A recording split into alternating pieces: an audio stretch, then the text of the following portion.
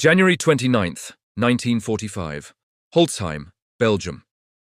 An American first sergeant walks around the corner of a farmhouse and suddenly finds himself facing nearly 90 armed German soldiers. 4 Americans are kneeling in the snow with their hands behind their heads. An MP-40 is pressed into his stomach. By every military calculation, the fight is already over. 90 against 1 is not combat, it is surrender. But numbers were not the decisive factor in that moment. What mattered was the tactical state of both sides at the exact second they met. The German soldiers were not in a combat formation. Only minutes earlier, they had been prisoners. Weapons had just been recovered. Positions were not assigned, fields of fire were not established. Command and control existed only through a single officer shouting orders. Leonard Funk, on the other hand, had no remaining tactical options. Waiting meant surrender. Surrender, in his mind, was no longer acceptable. In close-quarters combat, there is an unwritten rule. The first person to break the psychological rhythm controls the fight. What Funk did next was not to reach for his weapon. He laughed. The laughter was not heroism. It was disruption. In an instant, the situation stopped behaving the way everyone expected it to. The Germans expected fear, compliance, hesitation. Instead, they got confusion. And in combat, even a few seconds of uncertainty can be fatal. From a storytelling perspective, this moment looks like impossible bravery. From a tactical perspective, it was a chain of small mistakes happening at the worst possible time. The first mistake was failure to immediately secure the threat. Standard procedure when capturing an enemy armed with an automatic weapon is simple. Remove the weapon first, issue commands second. Instead, the German officer focused on forcing compliance. He shouted orders, demanded surrender, and allowed Funk to move his hands slowly toward his weapon. That created a reaction window, only 2 or 3 seconds long. In close-quarters combat, 2 seconds is an eternity. The second mistake was crowding. The German soldiers were gathered tightly in the farmyard, many standing close together while reorganizing. This made sense for regrouping prisoners, but it was disastrous once shooting started. A submachine gun at close range becomes exponentially more effective against dense targets. Precision is no longer necessary. Volume of fire becomes decisive. The third mistake was over-centralized command. The group depended on a single officer for direction. The moment Funk fired, that officer became the first casualty. With no immediate secondary command, the unit lost coordination instantly. Soldiers reacted individually instead of as a group.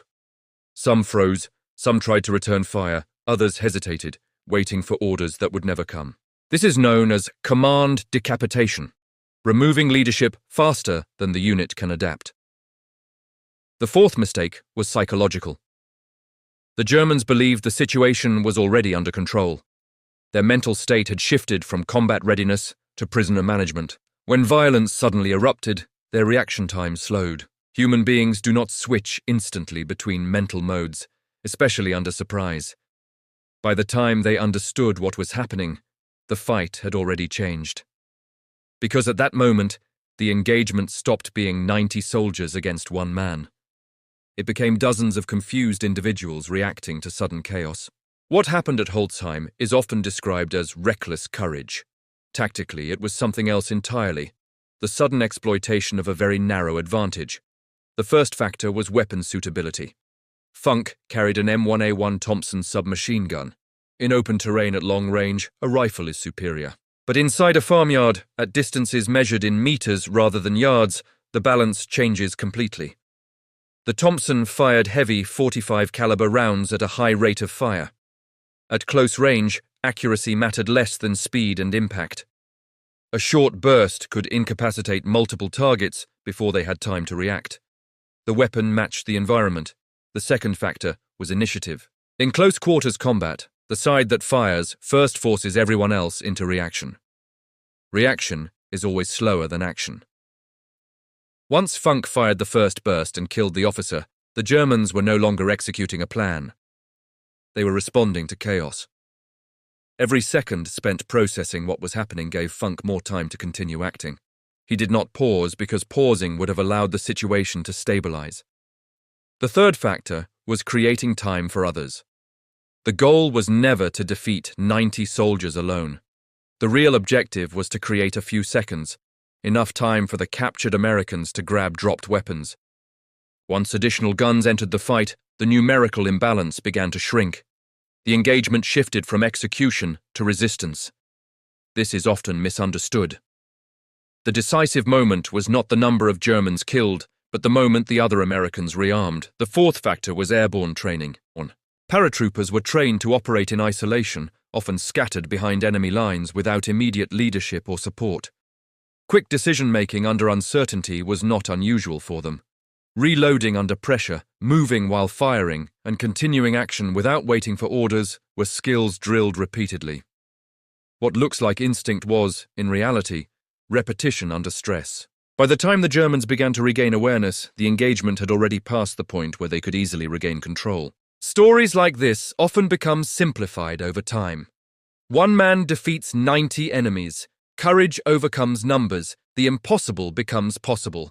But tactically, situations like this almost never end this way. The myth is that Funk won because he was fearless or reckless.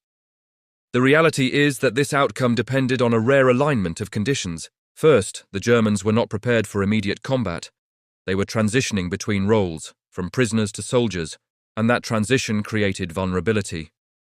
In a fully organized unit with established firing positions, a single attacker would have been eliminated almost instantly. Second, surprise only works once. The success of Funk's action depended entirely on shock. The moment he fired, hesitation spread through the group faster than coordination could replace it.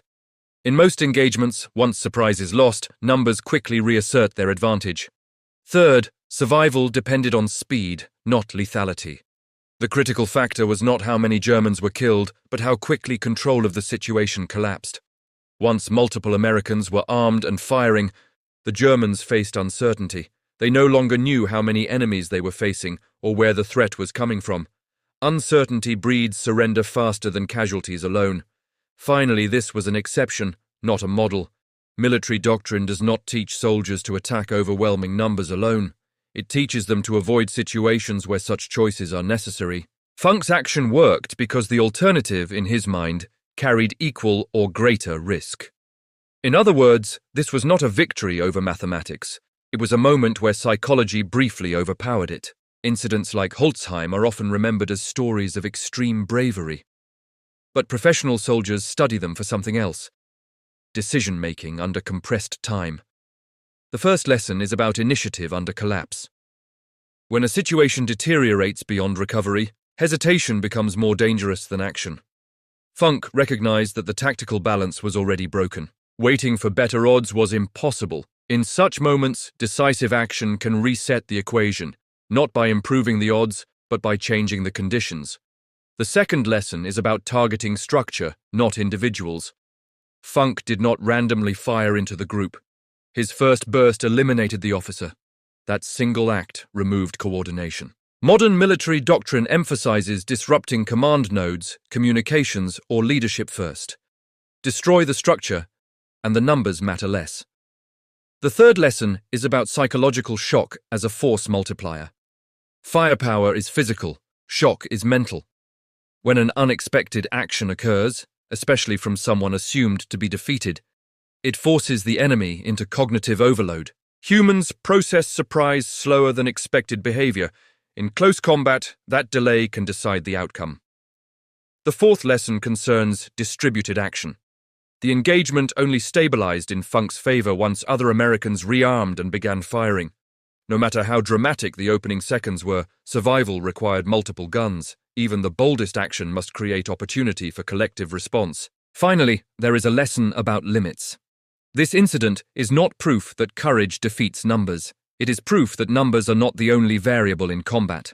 Organization, readiness, morale, terrain, and timing often outweigh raw headcount. Holtzheim was not a formula to copy. It was a rare moment where training, timing, and psychological disruption intersected in just the right way. And that intersection lasted less than a minute. At the tactical level, Holtzheim was a small engagement, a brief clash between scattered elements of two exhausted armies near the end of the war in Europe. No front lines shifted because of it, no major offensive changed direction, and yet actions like this mattered in a different way.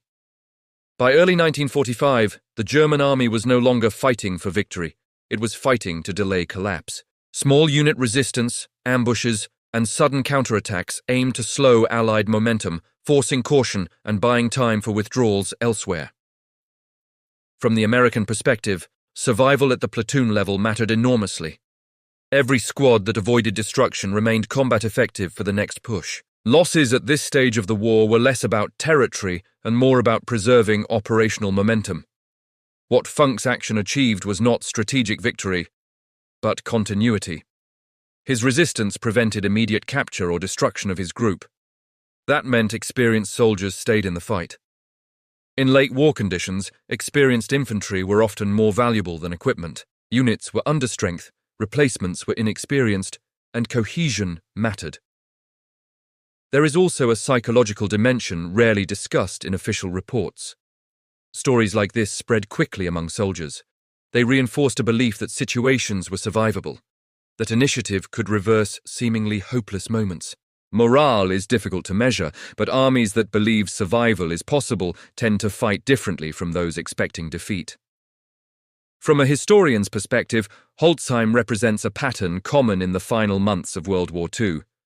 Strategic outcomes decided at the operational level, but lived and experienced through small, violent encounters at the tactical edge. The war's outcome was already determined. But for the men in that farmyard, history was still undecided. Stories like Holtzheim rarely remain unchanged. In the immediate aftermath of combat, accounts tend to be fragmented. Soldiers remember noise, confusion, and flashes of action rather than clean sequences of events. Reports are written quickly, often based on incomplete testimony. What survives in official records is usually a simplified version, clear enough to understand, but already compressed. As years pass, another process begins. Narratives naturally move toward clarity and heroism. Complex situations become centered around a single decisive figure. Supporting actions fade into the background. Uncertainty is replaced by certainty, and probability becomes inevitability. What was once a chaotic survival moment becomes a story with a clear beginning, middle, and end. This does not mean the event is false. It means the shape of the story changes. In many wartime accounts, individual actions are remembered as turning points when, in reality, outcomes depended on multiple factors: terrain, timing, enemy hesitation, and the actions of others nearby. The human mind prefers stories driven by individuals because they are easier to understand than systems. Historians therefore ask different questions than storytellers. Instead of asking, "Who won the fight?" they ask, "What conditions made this outcome possible?" Training, fatigue, command structure, visibility, and communication all matter as much as bravery. Removing any one of those variables might have produced a completely different ending. There is also the influence of audience expectation. Later retellings often emphasize extraordinary courage because audiences seek meaning in sacrifice. Over time, the event risks becoming legend, not because facts are invented, but because emphasis shifts toward drama. Understanding this distinction does not diminish the story. If anything, it restores its reality. The event becomes less about invincibility and more about human decision-making under extreme pressure. And that reality is often more compelling than myth. World War II was decided by industrial capacity, logistics, alliances, and grand strategy. It was not decided in a Belgian farmyard. And yet, wars are not experienced at the level of strategy. They are experienced at the level of individuals making irreversible decisions in seconds. Large wars are built from thousands of small engagements like Holtzheim. Most of them are forgotten. Some are remembered because they reveal something essential about combat. Not invincibility, not cinematic heroism, but the fragility of control. At Holtzheim, control shifted in less than a minute. A group that believed it held dominance lost it. A man who appeared defeated seized initiative. A chaotic exchange replaced what should have been orderly surrender. That shift, from assumed control to sudden collapse, is something military professionals study carefully. Because it illustrates a hard truth, combat is rarely stable. Even overwhelming force can fail if readiness, coordination, and psychological balance falter at the wrong moment, and even the weakest position can become survivable if someone acts before the other side regains coherence. Holtzheim does not teach that courage defeats numbers. It teaches that timing, structure, and mental disruption can temporarily outweigh them, and in war, temporary advantages are often the only kind that exist.